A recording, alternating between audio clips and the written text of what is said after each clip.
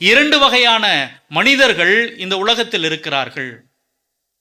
போர் வீரர்களாய், விபச்சாரிகளாய், ஒரு புறம் தங்களது வாழ்க்கை எப்படியாவது நகர வேண்டும் என்பதன் அடிப்படையில் வாழுகிற வாழ்க்கை, இன்னொரு புறம் தான் எவ்வளவு அசிங்கப்பட்டாலும் எவ்வளவு அவமானப்பட்டாலும் யாராவது ஒரு சில மக்களை வாழ வைக்க வேண்டும் என்று முயற்சி செய்து கொண்டிருப்பவர்கள்.